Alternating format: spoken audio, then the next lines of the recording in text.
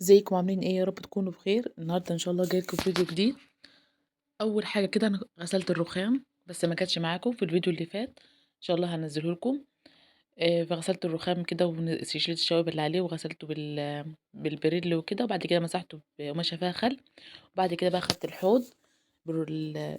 بالحيطه بتاعته كده بالرخامه، برضو غسلتها بالبريل كده وبالسلك وقعدت ادعك فيها. وبقماشه برضو معصوره بخل كده، تحطي ميه على خل وتعصريها وانشف بيها، او تحط خل على القماشه وتمسحي بيها عادي. بيشيل الدهون، اي حاجه عندك بيلمعها، بيعقمها من اي حاجه وحشه. برضك مسكت برضك الرخامه كده، كنت عاوزه بعمل لهم حاجه حلوه، فانا بنعمل اي حاجه لازم ايه، زي ما انتوا عارفين ان انا قبل ما اعمل اي حاجه لازم ايه انضف الحته اللي حواليا. حتى لو هستخدم الحوض او كده لازم انضفه الاول. هم غسلت بقى الرخامه كده زي ما انتوا شايفين، برضو بالسلكه وبالصابون. وبجيب برضك الخل واقوم رايحه برضك معقمه، ممكن تمسحيها بزيت وممكن ما تمسحهاش براحتك، حاجه تخص. فالمهم انا ما باحبش المعها بزيت، مش عارفه انا بقى لي ييجي 7 سنين اهو عمري ما لمعتها بزيت، وهي نفس اللمعه بتاعتها. فما مش عارفه، ممكن تلمعته بزيت ممكن تيجي معاكوا او كده. فالمهم بقى ايه، زي ما انتوا كده شايفين بقى كده خلصت. هنجيب بقى ايه، هنعمل سلطه فواكه او كوكتيل فواكه. كان عندي تفاحه وعندي اناناس وعندي موز، فقلت اعملهم كوكتيل. هو اساس الكوكتيل اصلا التفاح والموز، لو ما عندكيش دول ما تعمليش. اهم حاجه التفاح والموز بيديلهم طعم حلو وكده. فقوم بقى قبل ما ده كله كنت اغسل المواعين الاول، كان عندي صحنين بتوع العشاء. الروتين ده ما نزلتهوش اللي هو قبله، اللي هو بتاع المحشي وكده وعلى القانون وكده، هنزلكم ان شاء الله. فقوم كنت بقى بنغسل المواعين بتاع العشاء، خلصت بقى المواعين وكده. زي ما انتوا بقى شايفين انا بخلص الحوض الاول بعدين اغسل المواعين، مش عارفه ازاي بس انا بكده لازم نعمل الحاجه الاول بعدين بنغسل، مش مشكله حتى لو طبقين. فقوم بقى كده خلصت زي ما انتوا شايفين. قلت بقى ايه، هغسل الحوض بقى كمان بالمرة عشان اجيب بقى الفاكهة فيه واغسلها.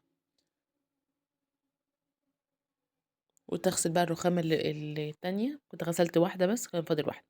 جبت بقى الفاكهة كده قدامكم، كان عندي أناناسية وفاضل تفاحية وسبعين 3 4 موز. قلت اعملهم ايه كده سلطة فواكه. ممكن اقطع الفواكه، ساعات بقطع الفواكه كده مثلا شرايح كلها على بعضها وادول مثلا ياكلوها بالشوك. وساعات مثلا اعملها ايه كوكتيل، وساعات اعملها عصير، بس ما بفضلش العصير قد كده عشان السكر يعني وكده. فبراحتك شوفي انت عاوزة ايه، يعني كل مرة شكلي حاجة، مش شرط كل مرة عصير او كل مرة سلطة فواكه. يعني مرة دي ومرة دي ومرة دي اي حاجة. وساعات اقطع الفواكه وعليها برضو البرتقال واقطعه كده اهو، بيبقى حلو برضو بياكلوا مع الفاكهة. اي حاجة زي ما تحب. وبقى سلطة الفواكه دي جبت اناناس، خلطة الاناناس تقطعي اللي انت عاوزاها والكمية اللي انت عاوزاها، بس ما كتريش منه يعني حاسة. حددي كل حاجة تبقى معقول، بحيث يديك ايه طعم حلو. وما جبت انا خدت نص انساية على التفاحية اللي كانت فاضلة دي، وعلى الموز اللي صابعين الموز اللي كانوا موجودين، وقعدت خرطتهم كده، والصابع الكبير بقسمه نصين كده اهو برضو بخرطه. فالمهم اللهم صل على النبي.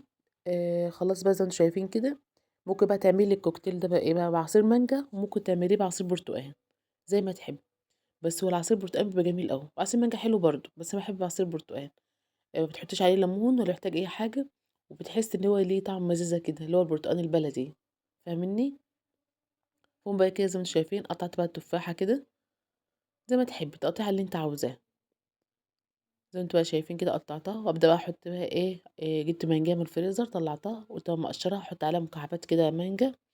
خرطتها برضك وقطعتها، خدت منها جريحتين يعني. وبقيت هعملها عصير، ما كانش عندي برتقان بلدي او برتقان سكري، بس برتقان بلدي احلى من السكري. هم بقى زي ما انتوا شايفين كده خدت منها تقطعتين. دي اسمها ايه سلطة فواكه او كوكتيل، بيبقى طعمه حلو قوي. ممكن تعملها قبلها بيوم، مثلا لو انت مش عايزه تعملي في ساعتها، بس انا صراحه عملته في ساعتها. وخلي بالك المانجا بتبقى ساقعة شوية متلجة، ممكن تسيبيه شوية تعملي قبلها بساعتين 3، عشان ما تبقاش من ساقعة على الولاد أو كده، أو ساقعة عليك لأنه جو برد أصلا. هم زي ما انتوا بقى شايفين جبت بقى المانجا وضربتها في الخلاط.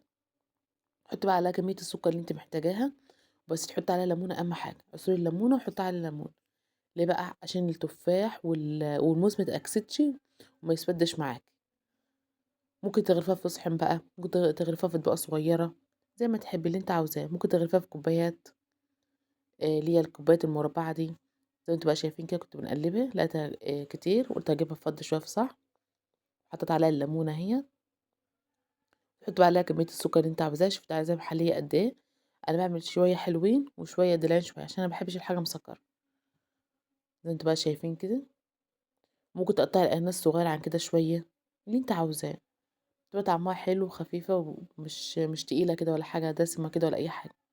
جرّبوها كده وقولوا لي رأيكم فيها. لو عجبتكم اعملوا سبسكرايب في القناة واشتركوا معايا. مع السلامة.